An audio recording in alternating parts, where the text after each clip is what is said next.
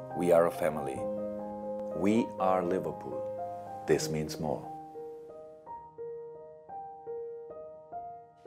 세상 대부분의 것들에는 목표나 목적이 있고 또 그에 따른 과정이 있기 마련입니다. 이것을 축구라는 스포츠에 접목시켜보면 기본적으로 골을 넣고 이기는 게임 정도로 볼 수 있을 것 같습니다. 그렇다면 이 골을 넣기 위해 가져야 하는 목표 혹은 거쳐야 하는 과정은 어떻게 말할 수 있을까요? 워낙 다양한 변수들이 많이 발생하고 전술적으로도 복잡한 부분들이 많이 존재하는 스포츠이기에 이것을 단순히 몇 가지로 함축하긴 어려울 수도 있지만 저는 이것을 이렇게 두 가지 정도로 정리해보고 싶습니다. 첫 번째로는 공격에 있어서 사용할 수 있는 공간을 찾고 그 공간을 극대화시킨다. 두 번째, 수비에 있어서 상대가 사용할 수 있는 공간을 압박하고 제한시킨다. 그만큼 축구 경기에 있어서 공간이라는 개념은 절대적으로 중요하게 다뤄지는 것들 중 하나입니다. 이번 영상에서는 그 중에서도 현대 축구에서 가장 중요하게 다뤄지는 하프 스페이스와 좀 더 자세히 나아가 그 하프 스페이스를 공략하는 데 있어서 변화하는 풀백의 활용 방법에 대해 다뤄보겠습니다. 축구의 역사에 있어서 전술은 계속해서 변화해왔습니다. 크게는 이것을 어떤 공간을 더 중요도 있게 다룰 것인가, 그 공간에 배치되어 있는 포지션은 무엇인가의 문제라고 볼 수도 있을 것 같습니다. 과거 메디아 푼타, 판타지스타, 트레쿼티스타 등의 다양한 용어들로 불리며 가장 몸값이 높고 유명세를 떨쳤던 선수들이 많았던 공격형 미드필더, 이 선수들이 위치한 공간은 수비 라인과 미드필더 라인 사이였습니다. 대부분의 팀들이 플랫형 4-4-2나 4-3-3 위주의 포메이션을 가져갔던 90년대와 2000년대 초중반까지는 이 공간에서 어떤 차이를 보여줄 수 있느냐가 경기의 승패를 좌우했고, 이것이 지단, 델피에로, 토티 등의 선수가 높은 평가를 받았던 이유였죠. 시간이 지남에 따라 많은 팀들이 이 사이 공간을 방어하기 위해 여러 대응책들을 만들기 시작했습니다. 전문 수비형 미드필더를 세운다거나 수비와 미드필더 라인 사이를 극단적으로 좁혀 공격형 미드필더가 활용할 수 있는 공간을 죽여버리는 등의 것들로 인해 많은 팀들은 새로운 공간을 찾아야 했고, 그에 따라 중요도가 올라간 곳이 2선 바로 뒤 3선 라인, 즉 3선 미드필더들 혹은 후방 플레이메이커들이 활약하는 공간이었습니다. 이전 공미를 통해 윙이나 공격수에게 패스를 넣어 빠르고 직선적인 공격을 하던 것에 비해 상대적으로 압박이 덜한 3선 공간에 미드필더 배치 숫자를 늘리면서 안정적으로 빌드업을 해나가고 점유율을 끌어올려 공격 작업을 가져간 것이죠. 현대 축구에 와서는 이것에 대해 강한 압박을 통해 이 빌드업 과정을 방해하거나 팀 전체가 아예 내려앉아 상대의 빌드업은 허용하더라도 페넌트레이션 과정에 제동을 거는 방식으로 대응을 하고 있습니다. 그에 따라 두 가지 방식의 모두 해결책이 있어야 했던 강팀들에게 주목받기 시작한 곳이 바로 하프 스페이스였습니다. 우선 하프 스페이스는 선수의 위치에 따라 변하는 상대적인 것이 아닌 고정적인 개념입니다. 도르트문트의 수석 코치인 르네 마르치에 의해 부각되기 시작한 이것은 축구 경기장을 5개의 구역으로 나눴을 때 가운데의 센터 스페이스, 좌우측 측면의 와이드 스페이스 사이에 존재하는 공간을 말합니다. 단순히 포백에서 풀백과 센터백 사이 공간을 의미하는 게 아닌 것이죠. 이를 보다 쉽게 이해하기 위해서 17-18 시즌 이후 프리미어리그 내에서 집계된 자료를 살펴보면 공격 시 시도된 패스들 중 총 44%의 패스가 이 하프 스페이스에서 이뤄진 것을 확인할 수 있습니다. 하프 스페이스가 중요하게 다뤄지는, 그리고 많은 감독들 사이에서 공격 작업에 있어서 핵심적인 부분으로 활용되는 데에는 여러 가지 이유가 있습니다. 우선 공을 잡았을 때 선수가 가져갈 수 있는 패스나 드리블, 슈팅의 방향에 대한 옵션이 다른 지역에 비해 많아지고 그 밸류 또한 올라가게 됩니다. 중앙 지역은 가장 높은 기대값을 가지고 있지만 수비 밀집도와 압박의 강도가 높기 때문에 공격 시도의 확률이 떨어지고, 측면 지역의 경우에는 선수가 공을 잡았을 때 한쪽 방향으로밖에 선택지를 가져갈 수가 없기 때문에 그 효용성이 떨어집니다. 반면 하프 스페이스에서 공을 잡게 되면 압박의 강도도 중앙 지역에 비해 덜하기에 좀 더 수월할 뿐더러 가까운 쪽 측면 지역과 반대 방향 넓은 공간 모두 선택지로 가져갈 수 있기 때문에 유리한 것이죠. 공을 잡지 않은 선수들 입장에서도 다른 공간에 비해 하프 스페이스의 활용이 좀 더 유리하게 작용합니다. 공격수들이 경기 내에서 포지셔닝을 가져가는 기본적인 원리들 중 하나가 상대 수비 2명이 모두 막기 애매한 최적의 위치를 찾는 것인데, 대부분의 팀이 포백을 사용할 경우 이 하프 스페이스는 수비 상황에서 센터백과 풀백 사이에 애매한 공간이 될 가능성이 높기 때문에 공격수가 침투를 가져가기 유리해집니다. 측면 지역에 비해 침투 이후 패스를 받았을 때 골을 넣기 위해 슈팅이나 크로스, 패스를 가져가야 하는 거리 또한 짧아지죠. 그렇다면 이토록 강조한 하프 스페이스 공략은 요즘 우리가 보는 축구에서 어떤 식으로 행해지고 있는 것인가? 본래 공격수 숫자를 더 투입하던지 미드필더를 전진시킨다던지 기본적으로 공격적인 옵션을 더 높은 위치에 포진시켰더라면 요 근래 근래에는 풀백을 이 공간에 위치시켜 수비 입장에서 마킹 혼란, 수적 열세, 공간 노출, 다양한 선택지를 만들어내고 있죠. 보다 명확한 명칭을 말하자면 인버티드 풀백, 쉽게 말해서 단순히 측면에서의 움직임으로 한정된 수비수가 아닌 중앙에서 빌드업, 수비, 공격 전방위로 영향을 끼칠 수 있는 수비수. 특히 펩 과르디올라의 커리어 깊은 곳에 자리 잡고 있는 변형 풀백 활용, 이제 본격적으로 더 이해하기 쉽도록 왜 여러 감독들이 풀백에게 측면에서의 움직임만을 지시하지 않고 대체 어떤 방식으로 사용하고 있으며 왜 풀백을 이렇게도 공격적으로 활용하고 있는지 리버풀, 첼시 경기 내 상황을 보면서 좀 더 자세히 살펴보도록 하겠습니다. 첫 번째로는 16라운드 첼시와 리즈의 경기 전반전 상황입니다. 이선 윙어인 마운트가 경기장 끝까지 와이드하게 벌리면서 수비수들을 측면으로 많이 끌고 온 상황에서 상대 센터백은 결국 중앙에 있는 포워드를 마크해야 하기 때문에 그렇게까지 적극적으로 간격을 좁히진 못하게 됩니다. 이렇게 상대가 내려앉아 공격팀의 압박이란 카드에 좀 더 유리한 상황에서는 상대 진영에 있는 우리 팀의 공격 숫자를 최대한 늘리는 게 중요합니다. 우측 스토퍼를 맡은 아스피가 전진성이 좋아 공격 상황에서 일반적인 위치에서의 풀백 역할 수행이 가능하기 때문에 제임스를 좀 더 중앙에 배치시킴으로써 중원 수적 우위를 늘리고 그와 동시에 마운트가 벌려놓은 상대 센터백과 풀백 사이의 하프 스페이스 공간으로 침투하는 움직임도 노려볼 수 있는 것이죠. 공격 작업 이전 자신이 들어갈 공간을 점유하는 것이 아닌 일부러 비워놓은 상태에서 시작을 하는 겁니다. 폴스9 전술을 활용하는 팀들의 공격 작업 움직임을 하프 스페이스 공략을 위해 이선 윙어와 풀백, 센터백을 활용해 가져간다고 생각하시면 좀 더 쉽게 이해가 되실 것 같습니다. 두 번째로는 18라운드 토트넘과 리버풀의 경기에서 이것보다 좀 더 공격적으로 풀백의 언더랩 움직임을 활용한 장면을 확인할 수 있었습니다. 밀러가 하프라인 부근에서 공을 잡은 시점까지는 우리가 알고 있는 전형적인 위치, 윙어인 마네가 좀 더 중앙에 위치하고 로버트슨이 넓게 벌려선 형태로 움직임을 가져갑니다. 이후 로버트슨에게 공이 연결되자 마네가 비어있는 왼쪽 공간을 침투하는 움직임을 보이고 그에 따라 상대 수비는 자연스럽게 마네를 마크하러 측면 지역으로 끌려 나오게 됩니다. 첼시 리즈전 상황과 마찬가지로 하프 스페이스 공간의 상대 수비 라인에 균열이 발생하고 이 공간을 로버트슨이 빠르게 침투해 들어가죠. 이미 토트넘의 수비 진영은 이 과정에서 왼쪽으로 많이 치우쳐진 상황이기 때문에 리버풀의 공격진 오른쪽에 넓은 공간이 발생하게 되고 중앙 지역으로 미리 좁혀있던 아놀드에게 전환 패스가 넘어가게 됩니다. 측면의 위치에 크로스를 올리는 것보다 하프 스페이스에서 크로스를 올릴 수 있었기에 동료에게 도달해야 할 패스의 거리가 짧아졌고 한번 균열이 일어난 공간을 먼저 선점해 로버트슨이 침투해 들어간 상황이기 때문에 위협적인 찬스가 만들어진 것이죠. 최종적으로 로버트슨이 이것을 헤딩으로 연결하면서 위협적인 장면을 만들어내게 됩니다. 크로스와 슈팅 모두 양풀백의 하프 스페이스에서의 움직임을 통해 만들어졌다는 것이 흥미롭죠. 이렇게 간단히 두 가지 정도로만 정리를 해보았습니다. 시간이 지나면 지날수록 압박의 강도가 강해지고 프레스 라인 또한 높아져 전술적으로 포인트를 주는 포지션이 점점 뒤로 밀려나는 것, 공격 가담하는 선수의 수를 최대한 늘리기 위해 변화를 가져가는 것들이 어쩌면 우리가 계속해서 축구를 재미있게 볼 수 있는 요소들 중 하나가 아닐까 싶습니다. 좀 더 시간이 흐른 후에는 공격 상황에서 지금보다 더 많은 센터백의 개입 혹은 활용까지도 바라볼 수 있다는 생각도 드네요. 실제로 강팀들이 몇몇 경기에서 센터백의 공격 개입을 적극적으로 활용하는 모습이라거나 셰필드 유나이티드의 지지난 시즌 센세이셔널했던 모습들을 본다면 그리 먼 미래가 아닐지도 모르겠습니다. 그럼 안녕!